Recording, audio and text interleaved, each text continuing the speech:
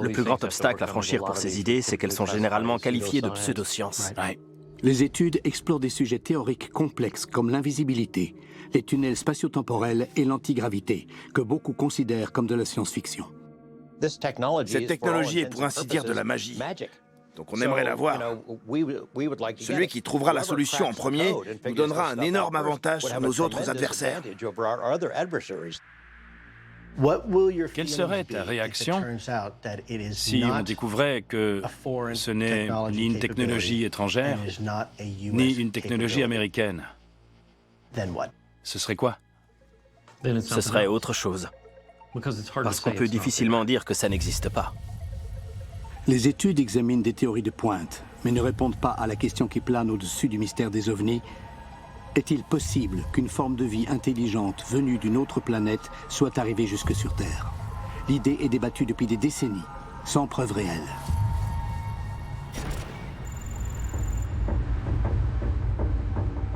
La question de la vie extraterrestre est une question scientifique qui mérite absolument d'être étudiée. Matthew Kleban est spécialiste de physique théorique à l'Université de New York. Nous savons que notre propre galaxie compte plus de 100 milliards d'étoiles.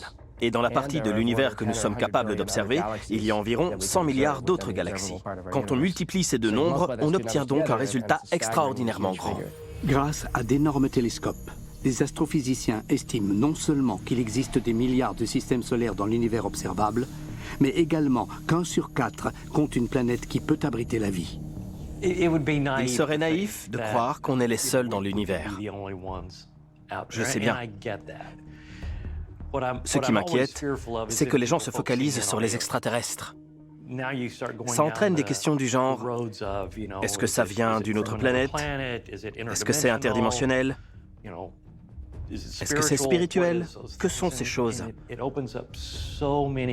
Ça ouvre tellement de sacs de nœuds que je ne m'autorise pas à m'engager là-dedans.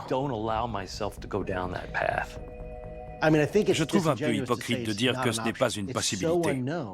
C'est tellement extraordinaire qu'on ne sait absolument pas ce que c'est.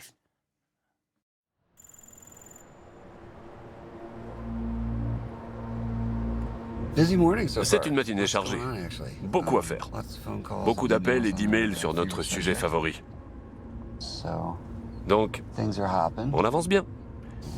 Et je suis impatient de rencontrer le sénateur. L'ancien sous-secrétaire adjoint à la Défense chargé du renseignement, Chris Mellon, est sur le point de rencontrer un allié puissant pour pousser le gouvernement à prendre la menace des ovnis au sérieux, l'ancien leader de la majorité au Sénat, Harry Reid.